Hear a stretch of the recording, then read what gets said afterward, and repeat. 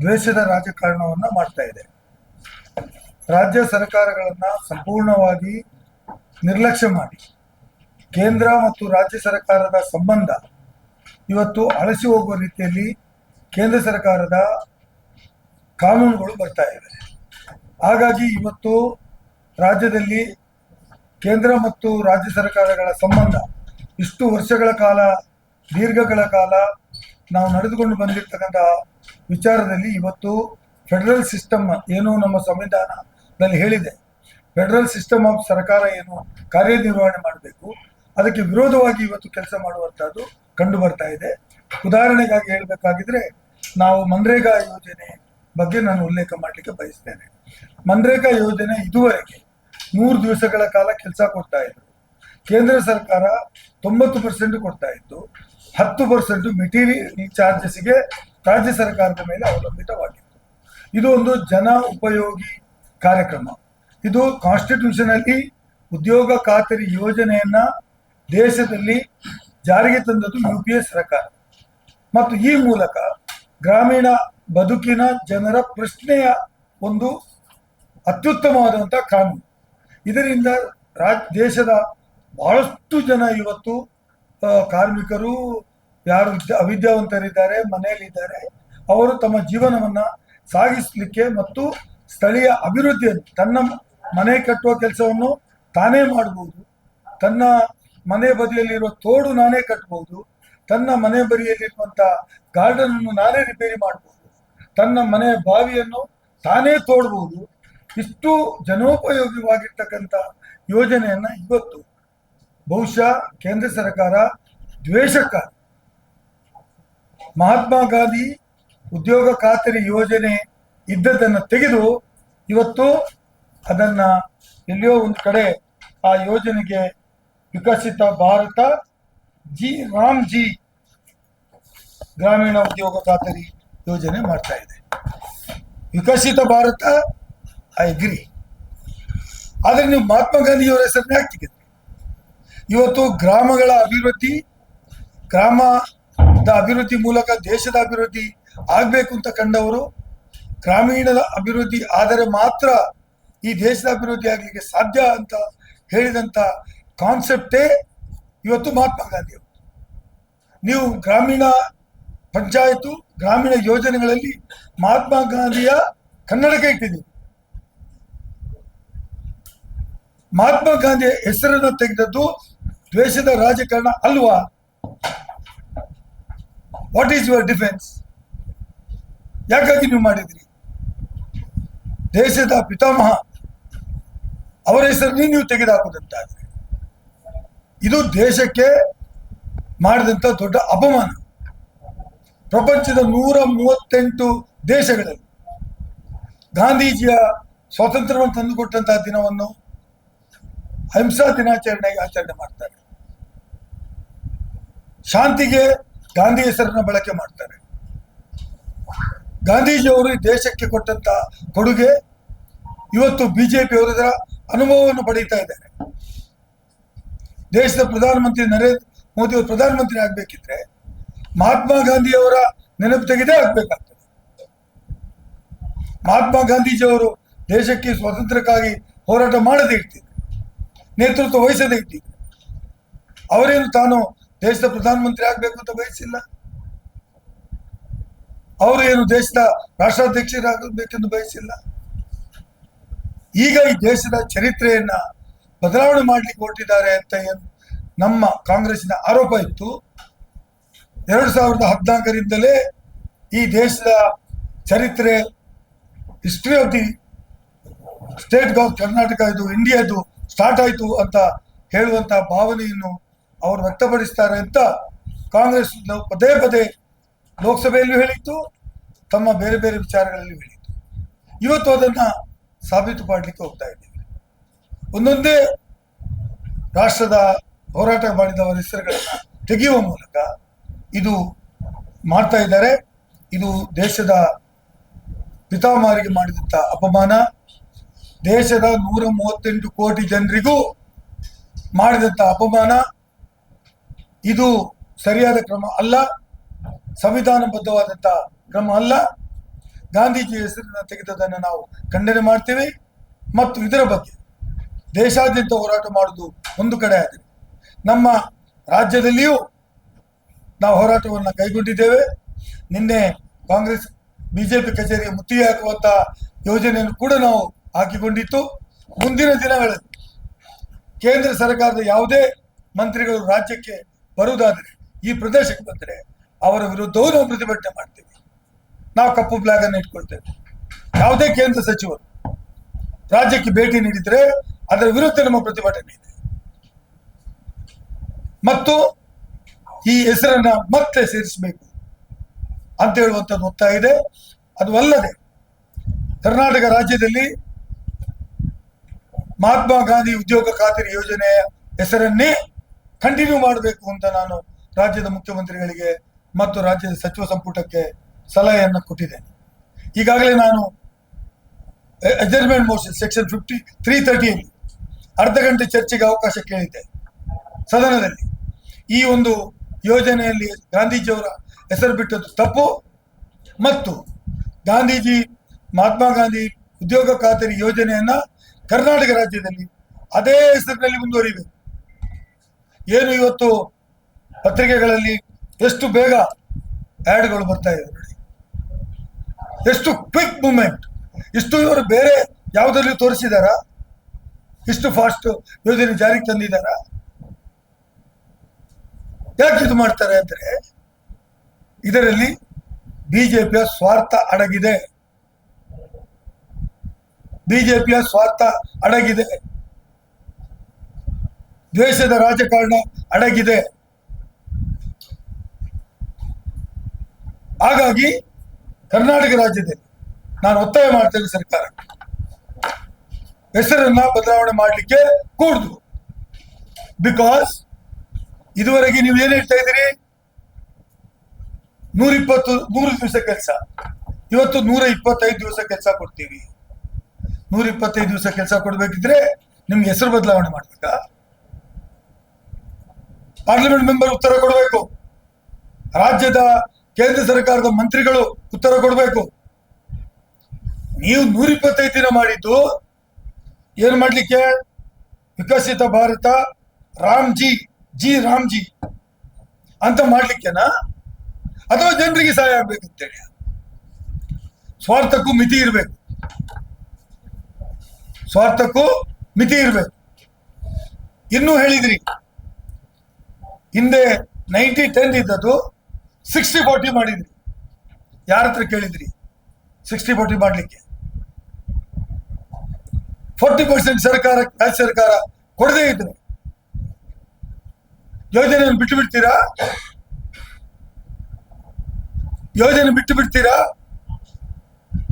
ನಮಗೆ ನಿಮ್ಮ ತಂತ್ರ ಕುತಂತ್ರ, ಕಳೆದ ಬಜೆಟ್ ನಲ್ಲಿ ಮನ್ರೇಗಾ ಯೋಜನೆ ದುಡ್ಡು 50% ಕಟ್ ಡೌನ್ ಮಾಡಿದ್ರಿ ಬಜೆಟ್ ನಲ್ಲಿ. ಆವಾಗಲೇ ನಮ್ಗೆ ಗೊತ್ತಾಗಿತ್ತು ನೀವು ಈ ಯೋಜನೆಯನ್ನ ಕೊನೆಗಾಣಿಸ್ಲಿಕ್ಕೆ ಹೊರಟಿದ್ದೀರಿ, ಈ ಯೋಜನೆಯನ್ನು ಮುಗಿಸ್ಲಿಕ್ಕೆ ಹೊರಟಿದ್ದೀರಿ. ಬಡವರ ಹೊಟ್ಟೆಗೆ ನೀವು ಅವರ ಹೊಟ್ಟೆಗೆ ಚೂರಿ ಹಾಕುವಂತ ಕೆಲಸವನ್ನು ಮಾಡ್ತಾ ಇದ್ದೀರಿ. ಬಡವರಿಗೆ ನಿಮ್ಮ ಸರ್ಕಾರ ಪರ ಇಲ್ಲ ಅಂತ ಹೇಳುವುದನ್ನ ನೀವು ಸಾಬೀತು ಮಾಡಿದ್ದೀರಿ ನಿಮ್ಮ ಬಜೆಟ್ ಅಲ್ಲಿ. ಇವತ್ತು ಅದು ಬಿಟ್ಟು 60% ಕೊಡ್ತೇವೆ, 40% ರಾಜ್ಯದವರು ಕೊಡಬೇಕು ಅಂತ ಹೇಳ್ತಾ ಇದ್ದೀರಿ. ಇವತ್ತು ರಾಜ್ಯದ ಎಲ್ಲ ಸಂಪನ್ಮೂಲವನ್ನು ನೀವು ತಗೊಂಡು ಹೋಗ್ತಾ ಇದ್ದೀರಿ. GST ಮೂಲಕ 15 ರೂಪಾಯಿ ನಾವು ಟ್ಯಾಕ್ಸ್ ಕೊಟ್ರೆ, 100 ರೂಪಾಯಿ ಕೊಟ್ರೆ ನಮ್ಗೆ 12 ರೂಪಾಯಿ 10 ರೂಪಾಯಿ ಕೊಡ್ತಾ ಇದ್ದೀರಿ. ಅದು ಸುಮಾರು 25,000 ಕೋಟಿ ರೂಪಾಯಿ ಇವತ್ತು ಬಾಕಿ ಇಟ್ಟುಕೊಂಡಿದ್ದೀರಿ. ರಾಜ್ಯಕ್ಕೆ ಮೋಸ ಮಾಡ್ತಾ ಇದ್ದೀರಿ, ರಾಜ್ಯದ ಸಂಪತ್ತನ್ನ ನೀವು ಹೇಳ್ಕೊಂಡು ಹೋಗ್ತಾ ಇದ್ದೀರಿ, ಮತ್ತು ಇವತ್ತು ದ್ವೇಷದ ರಾಜಕಾರಣವನ್ನು ಮಾಡ್ತಾ ಇದ್ದೀರಿ. Oppose this type of politics. ಈ ತರದ ರಾಜಕಾರಣ ಹೆಚ್ಚು ದಿವಸಕ್ಕೆ ಬಾಳೋದಿಲ್ಲ. ಇದು ರಾಜಕಾರಣದ ಪರಮಾವಧಿ ಮತ್ತು ಸಂವಿಧಾನದ 100% ದುರುಪಯೋಗ. ಹಾಗಾಗಿ ಕೂಡಲೇ ಎಷ್ಟು ಬೇಗ ಪಾರ್ಲಿಮೆಂಟ್ ಅಲ್ಲಿ ಬಿಲ್ ಪಾಸ್ ಆಗ್ತದೆ ಅಷ್ಟೇ ವೇಗದಲ್ಲಿ ಗವರ್ನರ್ ಇದು ಪ್ರೆಸಿಡೆಂಟ್ ಆಫ್ ಇಂಡಿಯಾ ಸೈನು ಮಾಡ್ತಾರೆ. ಇನ್ನೆಷ್ಟು ಬಿಲ್ಗಳು ಇಂಥ ಬಿಲ್ಗಳು ಬಾಕಿ ಇದೆ ಕೇಂದ್ರದಲ್ಲಿ ರಾಜ್ಯ ಸರ್ಕಾರದ್ದು ಹೋಗಿದಂತ ಎಷ್ಟೋ ಬಿಲ್ಗಳು ದೇಶದ ರಾಷ್ಟ್ರಾಧ್ಯಕ್ಷರ ಬಾಕಿ ಇದ್ದಾವೆ. ಅದು ಸಿಗ್ನೇಚರ್ ಮಾಡಲಿಕ್ಕೆ ರಾಷ್ಟ್ರಾಧ್ಯಕ್ಷರಿಗೆ ಟೈಮ್ ಇಲ್ಲ. ಆದ್ರೆ ಇದು ಎಷ್ಟು ಬೇಗ, ಲೈಟ್ನಿಂಗ್ ಸ್ಪೀಡ್, ಮಿಂಚು ಬರ್ತಾರಲ್ಲ, ಮಿಂಚಿನ speed. You have to explain. ನೀವು ವಿವರಣೆ ಕೊಡ್ಬೇಕು. 125 ದಿನ ಯಾಕಾಗಿ ಮಾಡಿದ್ರಿ? 60-40 ಯಾಕೆ ಮಾಡಿದ್ರಿ? ಗಾಂಧಿ ಹೆಸರು ಯಾಕೆ ತೆಗೆದ್ರಿ? ಮತ್ತು ರಾಮ್ಜಿ ಹೆಸರು ತರುವಂತ ಉದ್ದೇಶ ಏನಿತ್ತು? ರಾಮ್ಜಿ ಹೆಸರು ತರುವ ಉದ್ದೇಶ ಆದ್ರೂ ಏನು? ಈ ಬಗ್ಗೆ ಯಾಕೆ ನೀವು ಈ ಹಿಂದೆ ಪಬ್ಲಿಕ್ ಡೊಮೈನ್ಗೆ ಈ ಬಿಲ್ ಅನ್ನು ಹಾಕಿಲ್ಲ?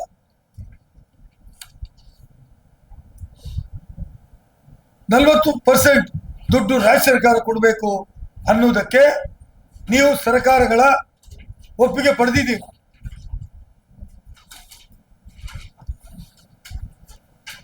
ಅಂತ ನಾನು ಕೇಳಲಿಕ್ಕೆ ಬಯಸ್ತೇನೆ. ಮತ್ತು ಇನ್ನೊಂದು, ನಮ್ಮ ಈ ಪುಸ್ತಕದ ಬಗ್ಗೆ ನಿಮಗೆ ಸಾಕಷ್ಟು ವಿವರಗಳನ್ನು ಕೊಟ್ಟಿದ್ದೇನೆ. ನನಗೆ 50 ಪ್ರಶ್ನೆ ಕೇಳುವ ಅವಕಾಶ ಇತ್ತು. 50 ಪ್ರಶ್ನೆಗಳನ್ನು ಕೇಳಿದೆ.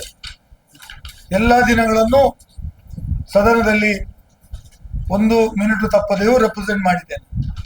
ಸುಮಾರು 10 0 ಅವರನ್ನು ಪ್ರೆಸೆಂಟ್ ಮಾಡಿದ್ದೇನೆ. ಸುಮಾರು 6 0 ಅವರ್ನಲ್ಲಿ ಗಮನ ಸೆಳೆದಿದ್ದೇನೆ. ಮತ್ತು 25ಕ್ಕೂ ಹೆಚ್ಚು 72ನಲ್ಲಿ ಗಮನ ಸೆಳೆಯುವ ಪ್ರಶ್ನೆಗಳನ್ನು ಕೇಳಿದ್ದೇನೆ. ಮತ್ತು ಅದರಲ್ಲಿ ಹೆಚ್ಚಾಗಿ ಪ್ರವಾಸೋದ್ಯಮದ ಬಗ್ಗೆ ನಾನು ತಮಗೆ ಹೇಳಿದ್ದೆ. ನಾನು ಮಾತಾಡ್ತೀನಿ ಮುಂದಿನ ಬಾರಿ ರಾಜ್ಯ ಲೋಕಸಭೆ ಇದು ವಿಧಾನ ಪರಿಷತ್ತಲ್ಲಿ ಅಂತ ಆ ಬಗ್ಗೆ ಮಾತಾಡಿದ್ದೇನೆ.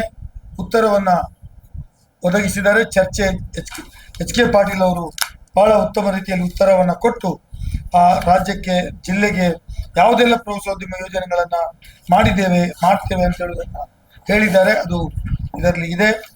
ಇನ್ನೊಂದು ಚರ್ಚೆಗೆ ಬಾರದೆ ಉತ್ತರ ಬಂದಿತ್ತು. ಅದು ದಟ್ ಈಸ್ ದಿ ಪೊಲೀಸ್ ಬಲವನ್ನ ಹೆಚ್ಚು ಮಾಡಬೇಕಂತ. ಕಮಿಷನ್ ರೇಟ್ ಇದೆ ಮಂಗಳೂರಿನಲ್ಲಿ.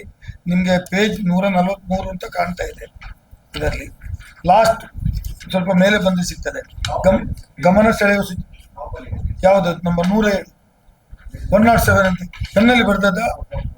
107 ಇದೆ ಪೇಜ್ 107. ಇದು ಉತ್ತರ ಬಂದಿತ್ತು. ಬಟ್ ಅಲ್ಲಿ 1 ದಿವಸಗಳ ಕಾಲ ಸದನ ನಡೆಯಲಿಲ್ಲ. ಶಾಮನೂರು ಶಿವಶಂಕರಪ್ಪನವರು ತೀರಿ ಹೋದ ಕಾರಣಕ್ಕಾಗಿ ಆ ದಿವಸ ಇದು ಚರ್ಚೆ ಮಾಡ್ಲಿಕ್ಕಾಗಲಿಲ್ಲ.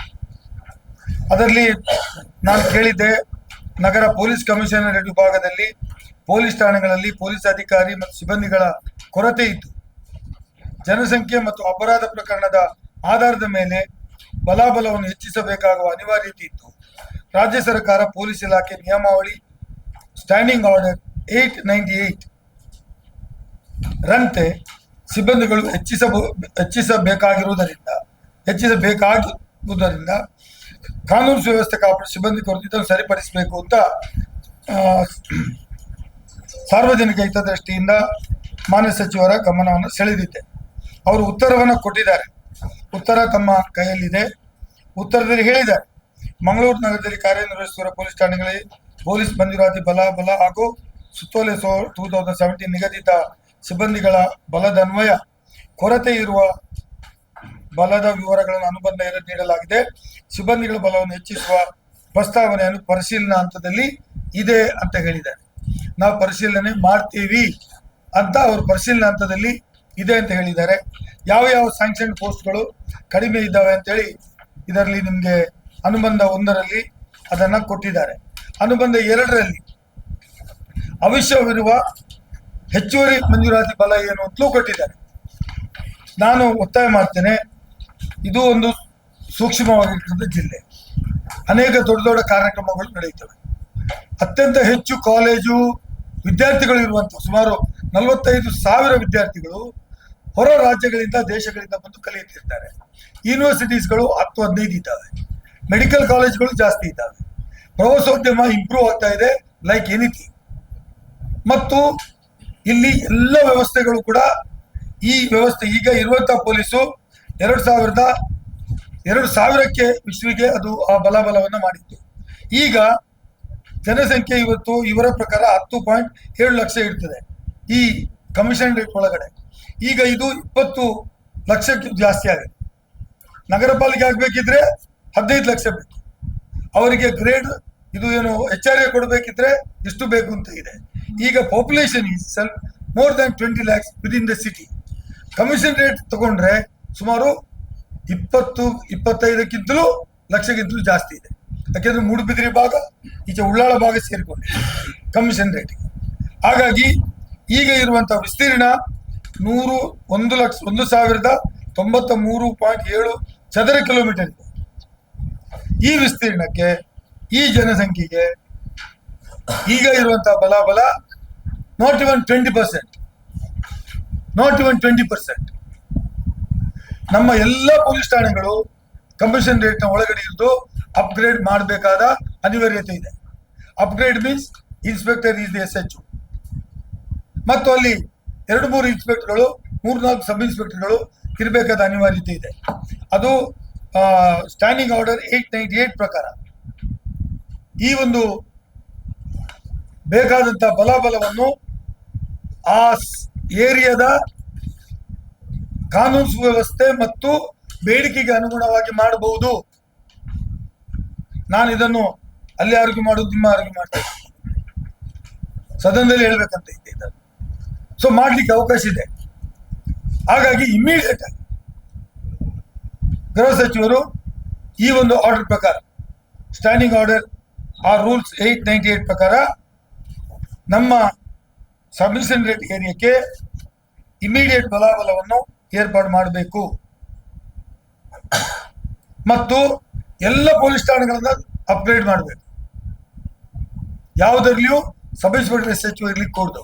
ಅಪ್ಗ್ರೇಡ್ ಮಾಡಿದ್ರೆ 60 ಇದ್ದಂತ ಪೊಲೀಸರ ಬಲ 120ಕ್ಕೆ ಹೋಗ್ತದೆ. ಈ ಪೊಲೀಸ್ ವ್ಯವಸ್ಥೆ ಸರಿಯಾಗಿದ್ರೆ SBಗಳು ಅಲ್ಲಿ ಸ್ಪೆಷಲ್ ಬ್ರಾಂಚು, ಆ ಒಂದು ಗ್ರಾಮಕ್ಕೆ 1-2-3 ಪೊಲೀಸರ ಏನಾದರೂ ಅವರ ನಡವಳಿಕೆ ಏನು ನಡೀತಾ ಇದೆ, ಊರಲ್ಲಿ ಯಾವ ರೀತಿಯ ವ್ಯವಸ್ಥೆ ಇದೆ, ಅಕ್ರಮ ಚಟುವಟಿಕೆಗಳು ಹೇಗೆ ನಡೀತಾ ಇವೆ, ಇದೆಲ್ಲ SSB ಅವರು ಮಾಡಿದರೆ ಬಹುಶಃ ಮುಂದೆ ಆಗತಕ್ಕಂಥ ಗಲಭೆಗಳಿರ್ಬೋದು, ಕೋಮುದ್ವೇಷಗಳಿರ್ಬೋದು, ಹೇಟ್ ಸ್ಪೀಚಸ್ ಇರ್ಬೋದು, ಅಥವಾ ಇನ್ನೇನಾದರೂ ಅಕ್ರಮ ಎಲ್ಲ ತಡೆಯಲಿಕ್ಕೆ ಸಾಧ್ಯ ಆಗ್ತದೆ. ಪೊಲೀಸ್ ಬಲ ಇಲ್ಲದೇ ಇದ್ರೆ ಯಾವುದನ್ನು ಮಾಡ್ಲಿಕ್ಕೆ ಸಾಧ್ಯ ಆಗ್ತದೆ. ಎಂಡ್ ಆಫ್ ದ ಡೇ ನೀವೇನು ಹೇಳ್ತೀರಿ, ಪೊಲೀಸ್ ಇರಲಿಲ್ಲ, ಏನು ಮಾಡ್ಲಿಕ್ಕಾಗ್ತದೆ? ಅಲ್ಲಿಂದ ಪೊಲೀಸ್ ತರಿಸಲಿಕ್ಕೆ ಟೈಮ್ ತಗೊಳ್ತಾರೆ ಬೇರೆ ಕಡೆಯಿಂದ. ಹಾಗಾಗಿ ಮಂಗಳೂರು ಕಮಿಷನರೇಟ್ ಏರಿಯಾದಲ್ಲಿ ಪೊಲೀಸನ್ನ ಅಪ್ಗ್ರೇಡ್ ಮಾಡಬೇಕು ಅಂತ ಹೇಳುವಂತಹದ್ದು. ಮೇಡಮ್, ನಂದು 107 ಪೇಜ್ ನಂಬರ್ ನೀವು ನೋಡಬೇಕು. ಕಾಲಿಂಗ್ ಅಟೆನ್ಷನ್ ಇತ್ತು, ಅದು ಚರ್ಚೆಗೆ ಬಂದಿರಲಿಲ್ಲ, ಉತ್ತರ ಬಂದಿತ್ತು.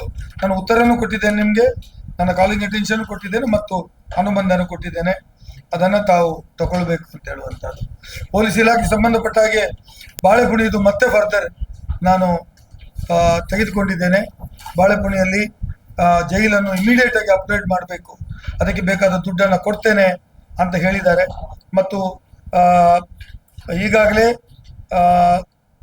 ಇಲಾಖೆ ಇವರ ಪ್ರಸ್ತಾವನೆ ಸಲ್ಲಿಸಿದ್ದು, ಪ್ರಸ್ತುತ ಪ್ರಸ್ತಾವನೆ ಸರ್ಕಾರ ಹಂತದ ಪರಿಶೀಲನೆಯಲ್ಲಿ ಇರ್ತದೆ ಅಂತ ಹೇಳಿದ್ದಾರೆ. ಅಂದ್ರೆ ಫಾರ್ 112 crores ಅದಕ್ಕೆ ಏನು ಬೇಕು ಅದನ್ನ ಕೊಡ್ಲಿಕ್ಕೆ ಪರಿಶೀಲನೆ ಹಂತದಲ್ಲಿ ಇದೆ ಅಂತ ಹೇಳಿದ್ದಾರೆ.